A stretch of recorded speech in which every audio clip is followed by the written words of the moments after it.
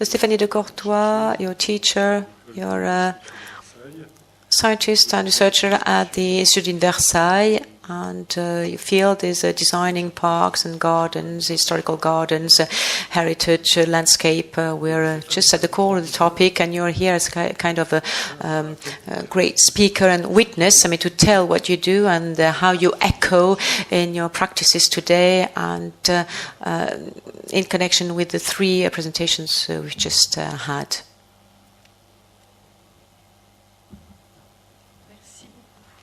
Thank you.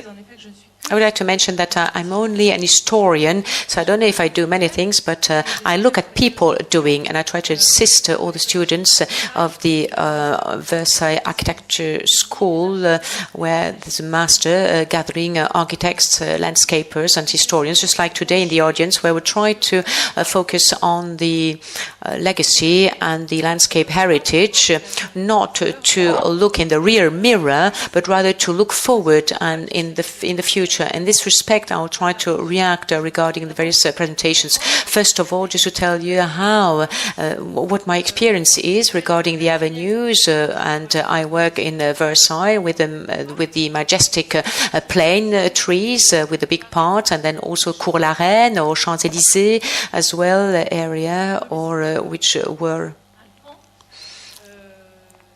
changed by Alphon, and also talking of the various cities and places of the cities which have become parking spaces, where we do not look at the way they've been built before. We're talking about the Jinko avenues in Tokyo, and the dark avenues in Japan, and also Cyprus in Toscana, or the poplars in Lombardy, because I live in Italy.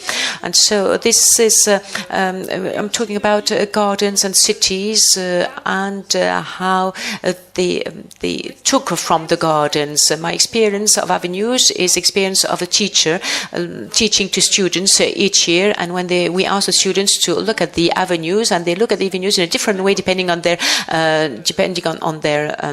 specificities and their expertise, whether they are historians or geographers or gardeners or landscapers. They do not look at things the same way, they do not see the same thing, and maybe in this audience, maybe we do not look at things the same way when we look at these magnificent avenues we were just shown. And through my expertise, and where I teach, I look at trees, I look at the ground, and look at the side of these avenues, and look at the textures, and we can see the textures sometimes changed because we didn't look at the cladding, but the cladding, you have to take into consideration also the new lining of the streets and of the avenues, the way we walk, also whether we go through the avenues driving on the road or walking on the side, but also looking at the volume of these trees took and developed, and the way the avenues were built. When I look at the avenues, also I look at the walkers and the passers-by, and I look at the people managing and maintaining these avenues. I look at the animals and the routes we have to protect, and so it's a kind of cross-cutting I look at, and this all belongs to the heritage. And I would like to quote Yves Gillen, who is a gardener and has been working at the kitchen garden of the king. Alleys build up the gardens, and the edges build up the avenues. So we have to look at all these aspects, the very fine elements which build up all these avenues, and the space also. All the spaces building up with the empty spaces and filled up spaces, the void places with the breath also. When you breathe in these avenues, this rhythm, this concrete rhythm through the avenues, and this alternance between light and shadow. And this is all what I look at when I look at an avenue.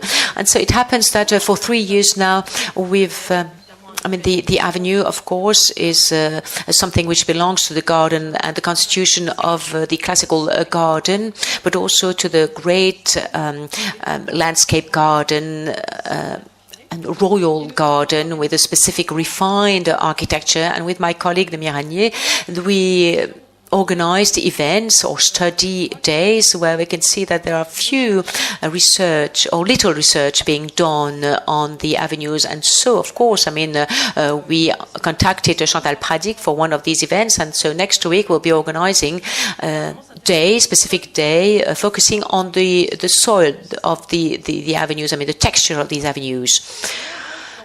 And so nothing which really led me to the memorial avenues, but as opposed to this, many common points and, how should I put it, reflection points actually, after listening to all these presentations regarding the memory, about the usage, how do we maintain, how do we preserve all these symbols and all these aspects, and what do we do with all these elements while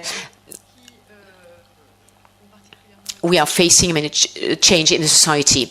Now, I would observe 4 points. I mean, inventory is very important according to me. And so in France, an inventory of the memorial avenues doesn't exist, if I'm not wrong. And we don't even have memorial gardens archives. There are some initiatives being taken, but there's no national aspect. There are some cemeteries which have been identified, but maybe we could raise awareness. And I imagine, I mean, your effort are going in that direction, raising awareness, so that we can build up archives. And we see that there's a kind of between alleys and avenues. We don't really know what we're talking about. I think garden, you think cities, for example, and clear definition would help in a way. For example, the monospecific characteristic, which is essential in the French garden, is it something which should be kept in the inventory as a criteria? I don't know, actually. And when we talk about inventory, maybe we think of a reflection that putting into parallel various aspects, and these memorial avenues could also be protected as being something contemporary, a way of designing the contemporary space.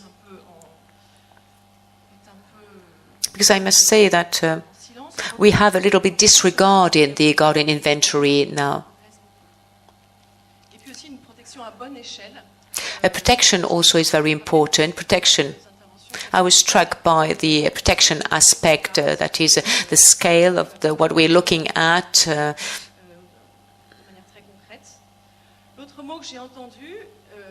How many, the space which surrounds each tree, for example, I mean, in a concrete way. The therapeutical aspect. In France, in 1919, there's a law after the Great War for the rebuilding of the cities, and it was a law for the extension of the cities. So, what was this? The question was, what is the parallel between the fact that we cure a memory, we cure the wounds, and then we rebuild a city and we expand and we extend this city. And so in 1919, this law was published, and so the landscaper took advantage of this law. They had no park to do, and so they started getting interested in the cities and in the avenues. And so for the purpose of research, I think we should look at, on the side of, we should look at these city extensions, because the landscapers were in charge of that, the landscape architects were in charge of extending these cities. And then the soil status, we talked about private initiatives, and now today, if we look for money, then we turn to the state. And so this project could be supported by the community. Now, when did this private initiative become public? I didn't really understand in the presentations, but yeah, I mean, how did we move from private to public? But I think it seems to me that it has a lot of consequences in the way these spaces were planted. what part of the surface area was given and how we started building on the edge, for example. And then to conclude, I mean, what are these avenues the memory of? I mean, we carry on planting avenues, but then should we look at these avenues in a different way? What can they bring as a project for the community? What community could commit itself to maintain them, to support them, to pay for the maintenance, etc. So I thought it was really moving to have all these communities committed, so that we could see that such and such association would save and preserve and would care for these avenues. But what place do we grant to these associations in a societal project? How do we integrate their project, which does not only belong to legacy, but more to build up a social link also today? Now, these were a few things that I wanted to say, and thank all our speakers, because when you look at what's happening abroad, then it helps us reflect on what's happening at home. Thank you. Merci beaucoup pour ces 4 traits d'union, inventaire, thérapeutique, statut du sol et allées, mémoire de quoi.